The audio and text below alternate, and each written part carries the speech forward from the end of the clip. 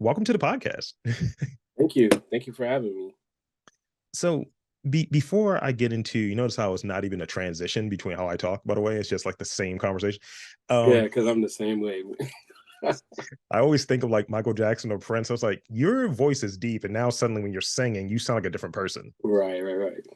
So, as we go into like the introductory, I like to like frame it almost like sort of the theme of the what I'm looking for within the question and what the question is. So, we're going to start off with sort of the journey into the world of comics and writing. Can you share like where that journey started? What inspired you to pursue this creative endeavor? So let me see. So like I was living in Louisiana. My dad was a military guy, so we lived all over the place. But I lived in Louisiana like from eighth grade, through college or whatever. Yeah. And so we're living there. I'm like writing poetry to myself. I was in a rap group, a local rap group, whatever stuff. Writing lyrics, all that kind of stuff. But, I was a fan of comics, since I was, tiny. So when I moved to the Atlanta area, it's like I already had this idea, and I wanted it to be like a movie. Of course, you don't know anybody to pitch to, none of that stuff. But it's like this would be a dope movie. And so when I came here, I started just messing around with it, and I was like, I could do this as a comic book.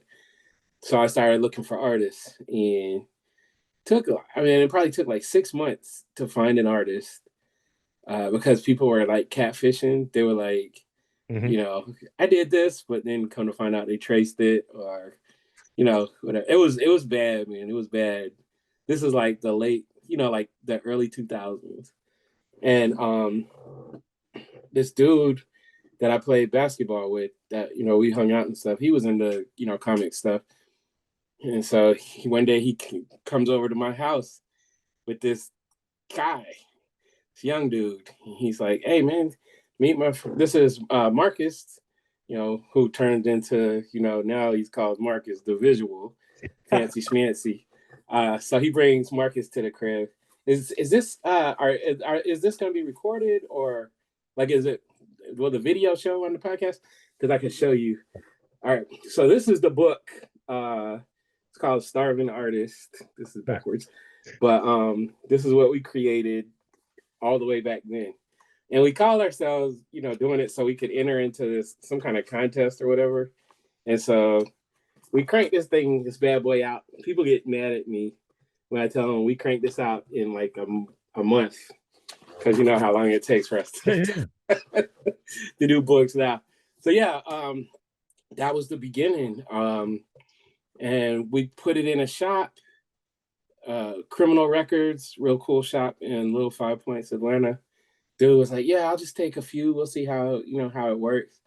And that very next day, because we brought them to him like on a Tuesday night, yeah. Wednesday at about 2 o'clock, which new comic book day. 2 o'clock, he calls me at my job, or my job phone. He's like, "Yo, we need more of those books, man. Them things went like that." I'm like, "What?" So we started and we were slanging them, and we were printing them at the FedEx Kinkos, Yeah. and we were paying about $10 because we formatted. We did everything ourselves, so it's costing us like $10 to produce a book, because FedEx ain't giving no discounts on paper, no nothing. Nah. Um, and then we were selling the book for like $4. So it was automatically like, the more successful we have, the worse it's Yeah. gonna be. It's like We we're had we backwards didn't here, guys. Yeah, we didn't know about printers, none of that. We just knew we was some hustlers. And so we did that for a while. And me and Marcus just got closer and closer through the whole process. And to now, it's like we're hanging out. It doesn't have nothing to do with art or none of that stuff. And so, yeah, man, we cranked out that book. That's how the comic thing started. Yeah. We did have to stop because we realized, we weren't making any money, and we were putting a lot of effort into it. So we had to kind of spin the block. We did a couple of children's books. I don't know where they are. I sold out. I got to order some more when I get back from AwesomeCon. But yeah, we did a couple children's books. Marcus worked on some comics, and the whole time we were just stealing, soaking up information, you know, about, retailing, about, where to go to get, like a cheaper, like a less expensive print. Mm-hmm. Of course, you got to order bulk. So, we, learned all that kind of stuff. And so then when Tuskegee Heirs came out, we were actually working on another comic idea. And then Tuskegee Heirs came out and people went crazy. And so we had to stick with it. So I want to throw a few comments in there and give you that chance to catch your breath because you're there giving the full thing. But thank you for that. And I at least want to throw on because I'm a meme guy, I'm a pun guy, and it's like get those comic catfishing going on, man. Can't have it. Oh yeah, yeah. And It was brutal. and as a person that's behind the scenes, we may talk about this later. I have a book that I've done Mm-hmm. that like, man, maybe it's gonna be the flip next year. I'm being interviewed, but it is one of those things where you find someone that you can collaborate with and that it fits and it makes sense, and you just figure it out. And a lot of times I think especially like folks like us and like creators of color and all of that good stuff, you know we are almost always self-taught, autodidactic or what have you, and just figuring it out on our own. And I look at in doing this, I was talking to someone about it yesterday. I'm looking at this really cool board that I have and I'm recording through right now. But I remember my first like recording interface. It was a Fast Track Pro, which my ex co-host he titled aptly the Universal Fart Machine because it was just really stupid. And but I learned about that device by listening intently to a Kevin Smith podcast, and he slipped up and mentioned like we used a Fast Track Pro, and I was feverishly typing it to figure out how to use it and some of the hacks and just trying to find a way to make it work without going after. Even now I apply that sort of approach without going after sort of the biggest, most popular like buzzy name. Like I'm using a Zoom recorder, not like a Roadmaster or what have you, or a road. And so that's kind of the Roadcaster, and that's kind of the way that I think approaching it, figuring out what works for you. And sometimes it's like finding those different options out of necessity. Yeah. Yeah. And you learn a lot. I will say it was eye opening when we got to like sit around these other publishers and all this stuff, because it's kind of like you fast track now, Mm. because like it's just like me. If you come to me right now and say, Greg, can you show me how to make a comic? I'm going to be able to tell you a whole lot of stuff that will not include all the trial and error Yeah. that we did. You know what I'm saying? So Yeah. it's good on both ways, but when you learn things yourself, you kind of learn what works for you, and you kind of can figure out how you want to move. Mhm. So I think that also helps us, because when we sit down like with other comic like creators who've only worked for the big two or whatever, Yeah. it's like we be giving them so much game Mm-hmm. that they never even really considered, because it's like, no, we hustle. Like we're gonna figure out ways to, make this money with it, So The way that I would put it, I've taught a few classes on podcasting. I would say learn from my mistakes. I've made all of them, and yep. just distilling it and making it simple. And it's kind of like, this is what folks aren't going to tell you. This is the way that you can do it at this scale and at this level or at a higher level. So I want to switch gears a little bit and talk about, a few of the projects that, are attached to your name. That, if folks are undipped, give us the background a little bit. And if you will, kind of express sort of the inspirations and the importance of representation as it comes to your work. And I'm seeing the children's books, Broken Glass and Grandpa's Shoes, and I see obviously Tuskegee Heirs. So give us a little bit about like, what are the themes there, and why representation matters, especially when it comes to like the work that you're pursuing. Oh gosh. So I got props just because it's by my desk. I love it. So yeah, the Tuskegee Heirs here, which is a futuristic sci-fi. It features 5 black pilots whose planes sometimes turn into mechs. And so that one, like, of course, the Tuskegee Airmen were like a huge inspiration just in life, not just from a military standpoint or anything, but just in life. For me, my dad was in the Air Force, so and then one of the mechanics is like was my one of my grandfather's best friends. They call each other cousins. Yeah. And the family was like, we got a Tuskegee Airman in the family. I was like, show me some type of documentation. They were unable to provide any. But I was like, I'm not claiming it unless. And then we did find out, because he recently passed away, we did find out that they weren't biological cousins. So I'm glad, because that could have been a scandal. But I wasn't doing it to bring attention to myself. I ain't gonna say we, because Marcus is my partner with Tuskegee Heirs. So it wasn't about bringing attention. It was like giving the world stuff that we wish we could have had when we were kids, or even adults. So yeah, and then I got Broken Glass. So my children's books are kind of like they have like lessons that you can learn. Like, I'm old, so back in my day, your cartoons, like all of that, it was like there was a moral to the story and you could learn something from it. So Broken Glass is about, like a kid basically weighing the pros and cons. Should he tell the truth? He did something he wasn't supposed to do. Should he tell his parents, or should he try to hide it? They're all based on true stories too. And then in Grandpa's Shoes is just a little girl. She has an idea of what her grandpa, when you're a kid, you see this old dude and he's just chilling all the time. You know what I'm saying? So it's like, you think that's what he is, who he is. And then she stumbles on a scrap, like a really old scrapbook that shows like all these different things that he was doing as a kid, all the way up into, adulthood. Yeah. And so she's now looking at him like she's a hero. That also happened. It was with me, but my daughter was like, okay, you got to have a girl for this one. And so, that one is pretty cool. And then I got a brand new children's book that just came out a couple weeks ago. Yeah. I do have the prop here. It's called Swim, Kelly Swim. Nice. It's been doing pretty good so far. And this one, it's also based on a true story. My little brother's name is Kelly. And but what it is it's a fun story, but I've trickled in like tips for like, beginning swimmers, just stuff that kind of takes away some of the fear, behind swimming. You know what I'm saying? It's no secret what's happened. Like some of the reasons why Black people have not really, jumped into swimming, like other people have.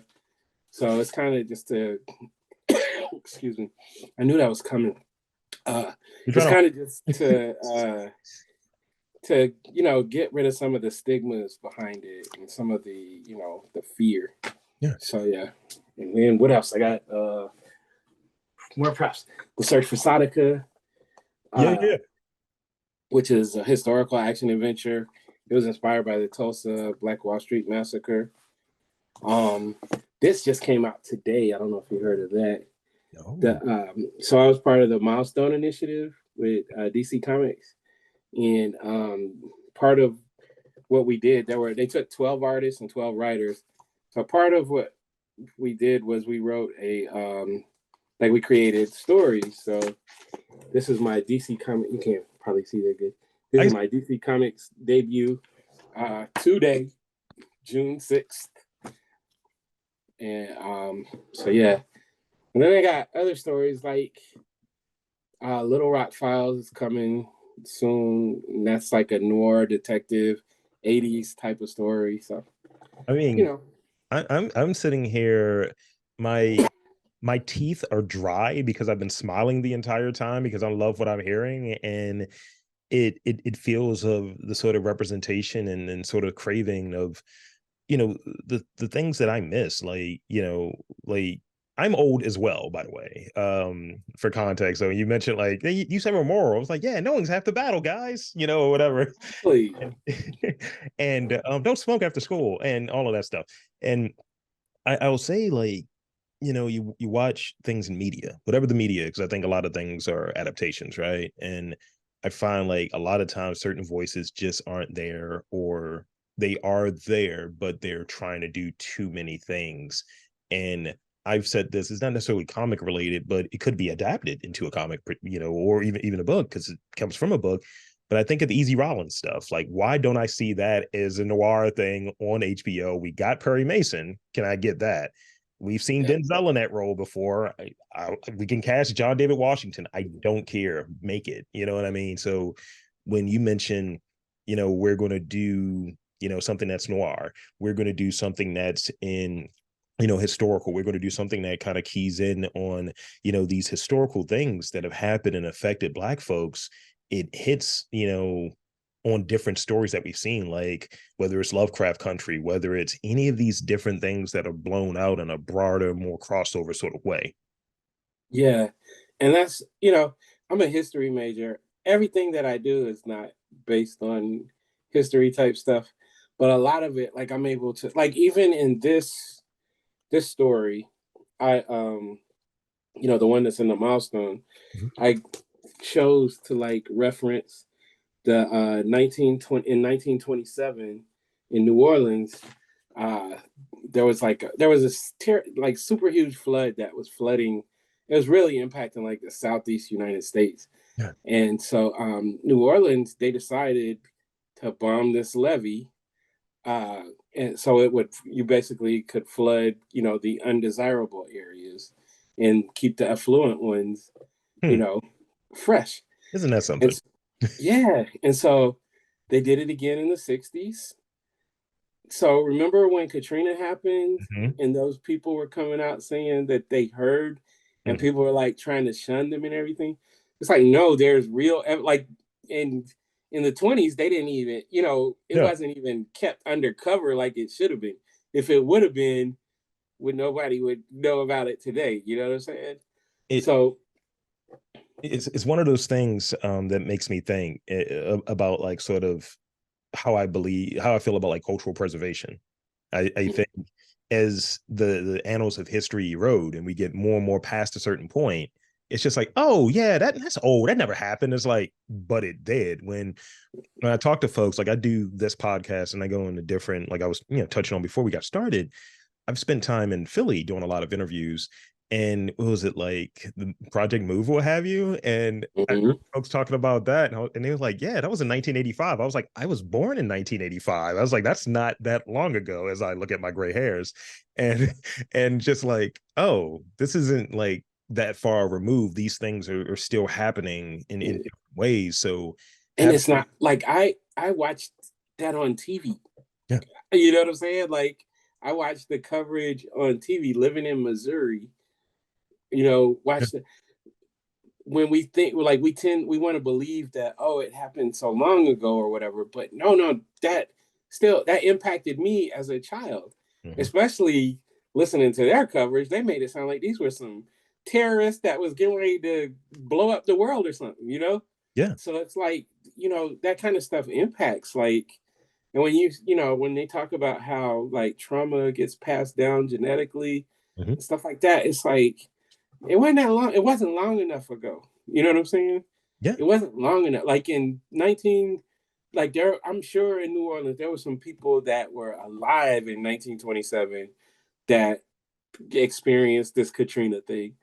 So yeah, they've seen it multiple times. I'll never forget because I was even skeptical. This is when I learned about this. We were at the Tupac Center on Memorial Drive. This is like maybe 2001 or 2002. And I was on this panel. I don't know how I got there. Somebody was like, this dude knows about hip hop. Put him on the panel. I'm like, "Oh, okay." I did know a lot about hip hop, don't get me wrong. But some of the people that I was on the panel with, I don't feel like I deserve to be there.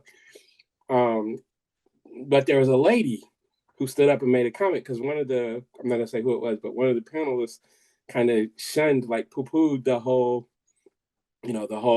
Katrina thing. mhm, So I guess what was that? Whatever year that was. Um, so he just kind of like shunned it, like whatever. And the lady got really passionate. She was older, and she was like, "No, they did blind the levee. Like we heard it. We were there, you know." And I sat and I talked to this lady afterwards, and that's what prompted me to like do my own, Yeah. research on it or whatever, and just dumbfounded, like how callous and cold they were. So it's like I slipped that kind of stuff in. I'm not like, hey, this book is about this Yeah. or none of that. It's just now it's in a DC book. You know what I'm saying? So, You now it's here. Yeah, and you're gonna be able to put in, as a black male, like your perspective through your lens and whatever nomenclature that folks like to use, but that's gonna, work its way into your writing, how you approach projects and collaborative projects. Does it fit? Does it make sense? And I think that there's something to be said about that. I think that's actually why representation matters. And I think that's actually why having like folks, that are like, look, there may not be this spot for me. It's like, do what you know, do what you like, do what matters to you, and you'll find quote unquote your tribe. yeah. And as a writer, like I know that I have to be like I just wrote a script for another DC project. I'm not really allowed to say who it is yet, but with that one, it's like somebody that I'd never like. If somebody hit me up and say, "Yo, you want to write Black Panther?" I'd be like, "Yes, I do," because I already, I've been planning this out my whole life. You know what I'm saying? Yeah. This was a character that I just never assumed anybody would ever let me write. So I had to come up with stuff or whatever. But it's out of my regular, my normal loop. But that's my thing is I feel like I can write pretty much anything. Like they hit me up, they were like, "Can you write horror?" Yeah, yeah, yeah. Got you. Easily. But I know I can. I knew I could already. So I, gave them a concept. They're like, "Yo, that's like, yeah, let's roll." I, Um, I look at so I look at what I do a little bit in that sort of same vein of, can you do sort of and without being one dimensional, right? Can you do the sort of barbershop podcast? Sure. I can get reckless. I can get out there. Can you talk movies? Absolutely. I'm a nerd. I watch movies. Can you do interviews? Yes. Can you do like historical stuff? Sure. And it's just like, I think, what you're touching on, and I think what a lot of creatives that look like you and I have, is that's just sort of, you can only talk this, but really you can do a lot of different things. There's so many. We're croissants. We're black people croissants. That's the way I'll put it, Greg. So let me say, I want to switch gears a little bit because I definitely want to talk about AwesomeCon. A touch. I got like two last sort of real questions, and then I got those rapid fire questions. I didn't forget those rapid fire questions. I've been adding as cool, we've cool. been talking. Oh Lord.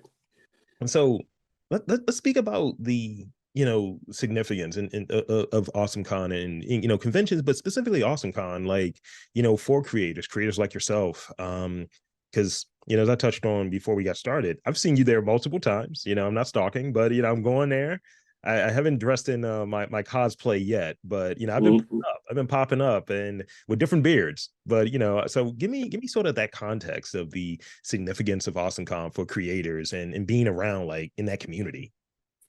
Man, so I think I want to say AwesomeCon might have been the first convention that we came to as Tuskegee Heirs. We didn't even have a book yet. But I want to say AwesomeCon was the first one. And it was crazy. Like it was so crazy we couldn't get up to leave the table. So definitely a great way to start. And I haven't missed one since, besides, when the pandemic was happening. Yeah. Um, but the thing is, like the DMV, like Baltimore Comic Con, Blurred Con, like all these conventions are in my like top 7 or 8 conventions in the country because the area is just so dope. I don't know if people understand, but I feel like we sell a lot of books everywhere we go, but like in Awesome Con, the Baltimore, like DC area, it's like people are really, really fans. Like they really be reading, and so it's like knowledgeable. So it's like, so in issue 3 of blah blah blah, what made you decide to such and such? And I'm like, let me see. Okay. It's like you remember because it's like you write something, you're kind of on to the next thing. But yeah, so that convention is like one that I'm just loyal to. I think there was one time where it just wasn't crazy, but it was still cool or whatever. But other than that, that was that one time when they messed with the layout and everything, tried to change some stuff up. But Yeah. other than that, it's one of my favorite shows. Like, and it's huge. Like they accepted us. I think the second year we we were gonna go to Heroes Con, and then I was like, or we could split, but it was too late. So somebody hit somebody up for me and got me in, got me a table. I still had to pay for it or whatever, but they were able to, get me in. And that was one of the best years because I think that was the first year that we had the book, the first Tuskegee Heirs books. Oh yeah. So I got this sort of like I'm going to append to that question with the follow up to it, and the last sort of real question, because the rapid fire ones are not real questions.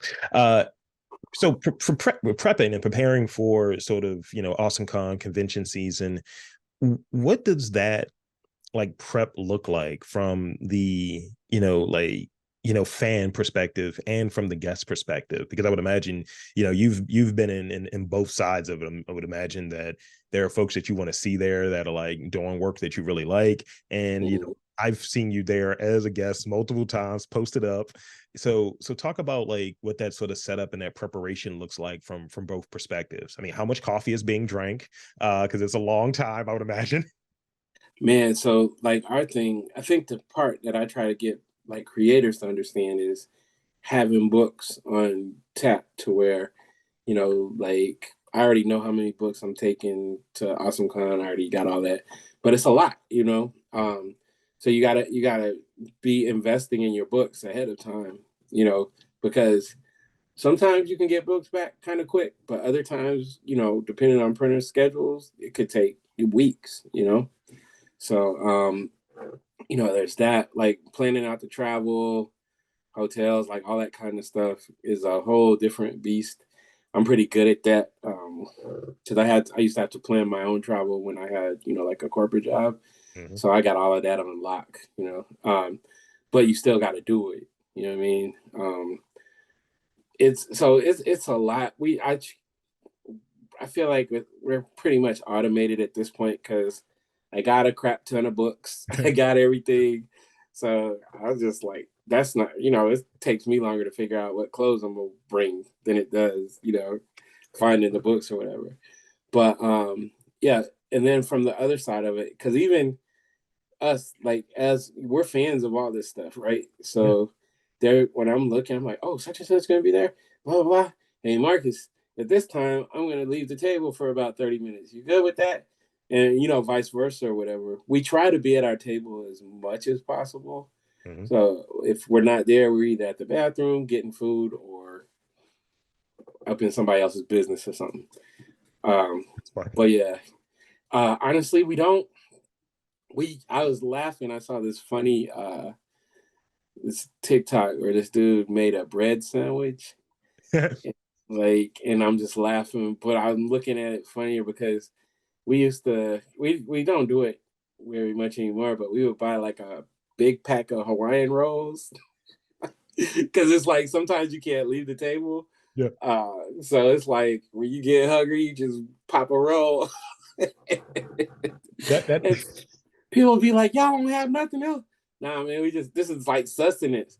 So the thing I like about Marcus, like me and him, when we go out, it's like business. It's like we're in the military or something. It's not about emotions. It's not about arguing over what you want to eat. None of that stuff. It's just straight up, and there's a such and such restaurant right here.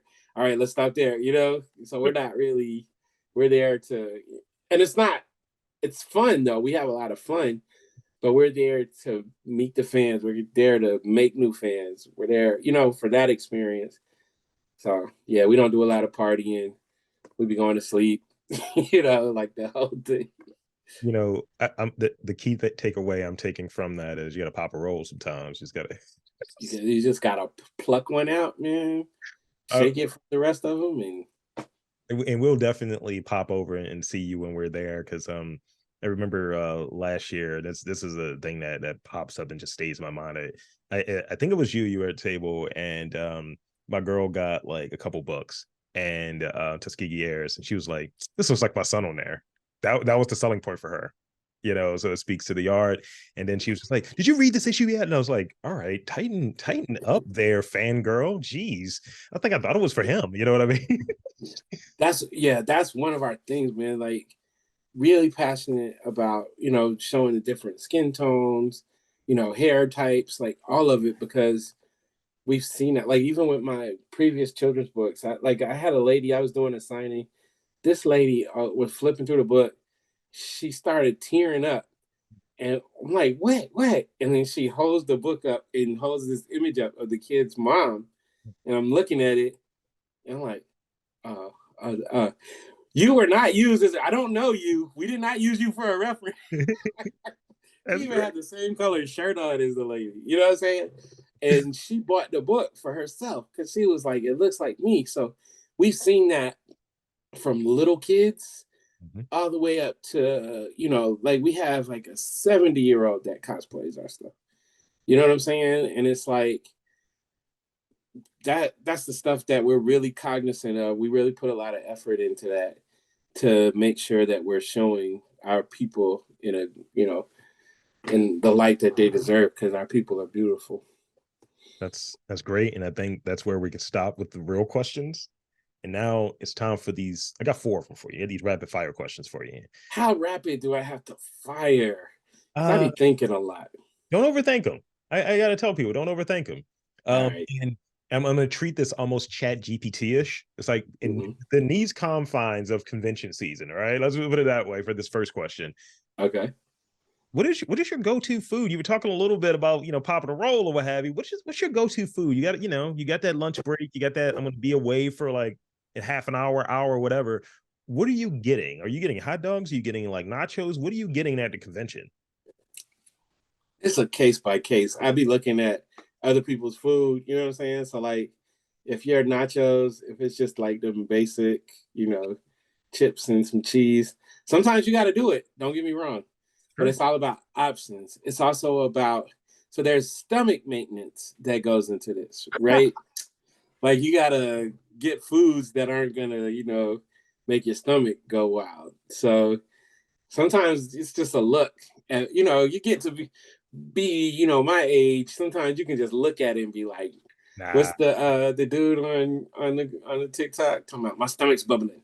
You can just look at certain stuff. So, we try to keep it light during, like, while we're at the shows, because it's like ain't nobody trying to be in the bathroom all day. Nah, it's a whole different situation there. Yeah. I'm always getting the chicken fingers. If I can find them, I'm getting chicken fingers. They're usually pretty safe. Yeah, sometimes, but when you get them pretend meat chicken Oh no, can't. tenders, like that gelled, and sometimes you don't know Yeah, until you bite into it. I can't do that So catfish meat, that imposter meat. Can't do it. what is that? That McDonald's chicken McNugget meat? That Oh, kind of, yeah. that mechanically separated slurry. Can't do it. Yeah, there you go. Yeah.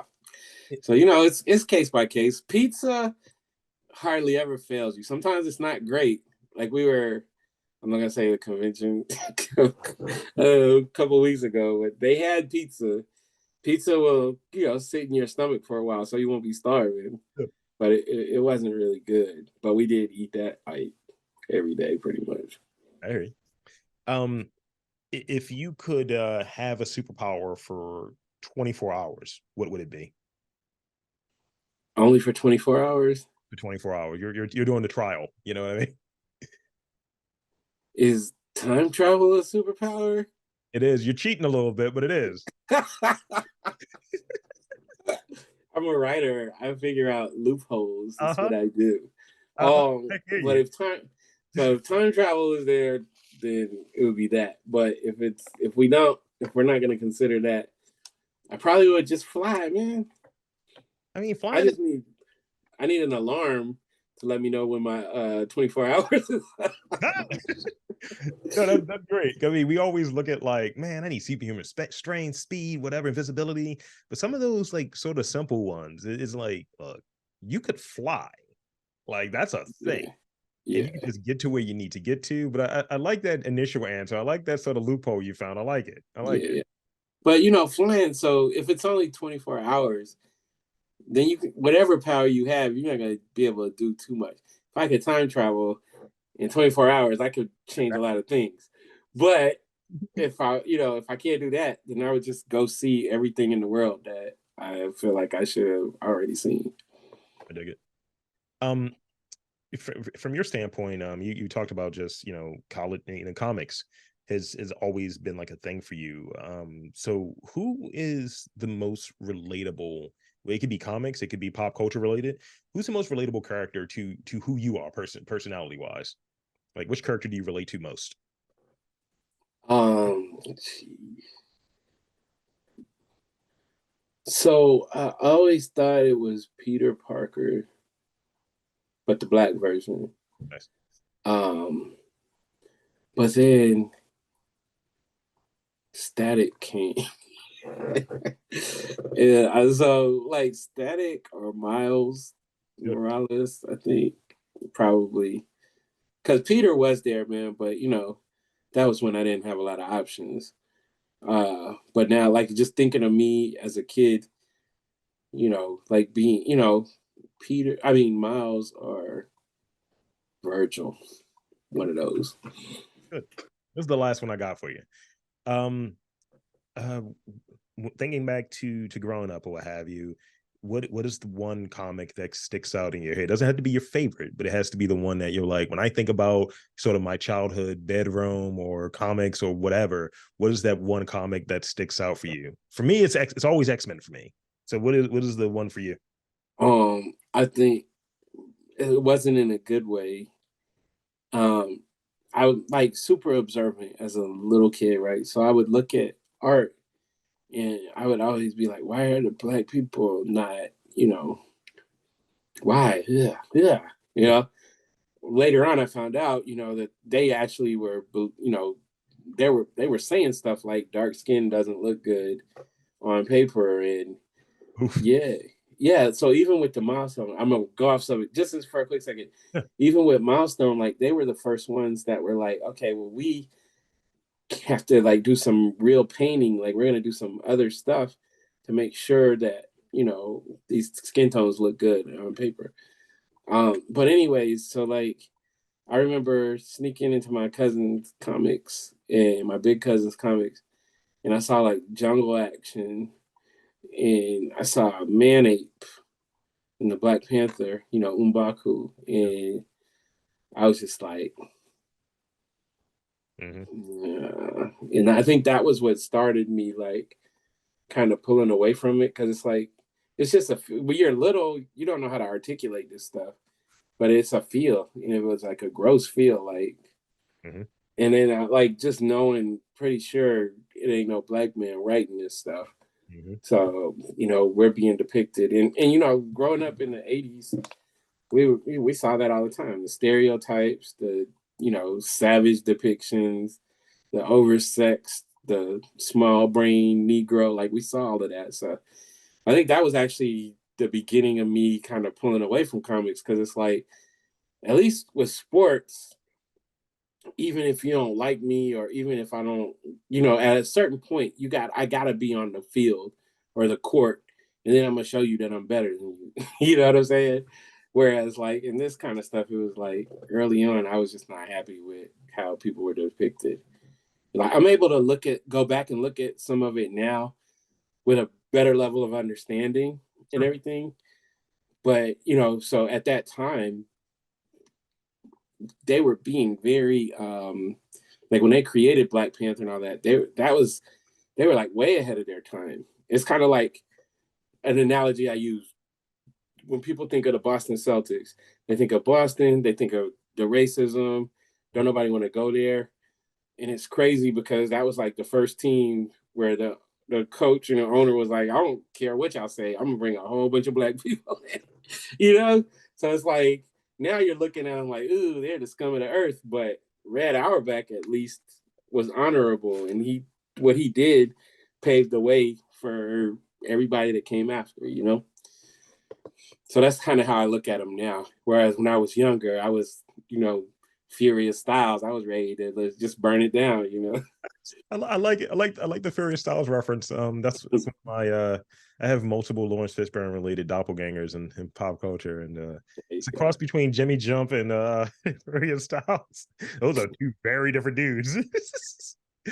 So with that, I want to thank you for being a part of this, and happy con season, happy awesome con. Looking forward to seeing you there. And I want to give you the space, these final moments to share social media, website, all of that good stuff. If you got it, the floor is yours. All right.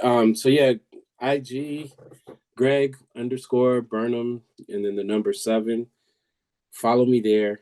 My website is platforml7.com. And that's where I have a lot of my own stuff. Then we have TuskegeeHeirs.com. I need to sell a whole bunch of these books, these children's books. So if y'all have children's, I'm joking there. I know how to say children plural. But yeah, it's like a really good cause. We've already been getting like some really good reviews from it, and it's already passed the psycho kid test, where it's like one of my friends, she's like, she just put it down in front of her like 7-year-old niece, and she read it, and then she ended up reading it like 3 more times. And then she heard her like being loud, so she goes in there. She's reading the book to her 9-month-old baby sister. And she's doing all because there's kind of like almost like a refrain or a chorus in there. And so she's like, swim, Kelly, swim. And so it passed that part. And then when the little girl was getting ready to leave, she forgot the book in the house. And so she was already like in her car seat or whatever. She started crying, and like they let her out. She had to run back in the house. I'm like, good. Because, if you can get the kids psycho about it, then you're in a good space. So yeah, trying to sell that book. Come to some of these shows, man. We're going to be at Awesome Con, then we'll be right back for Blurred Con. What's the other ones? Urban Nerd Con in Atlanta, Dream Con in Austin, Texas, Dragon Con. We're going to be at a lot of shows, so see me somewhere this summer. Absolutely. So there you have it, folks. I want to again thank Greg Burnham for coming onto the podcast, and I'm Rob Lee, saying that there's art, culture, cons, awesome cons, all that good stuff in and around your neck of the woods. You've just got to look for it. And there we go.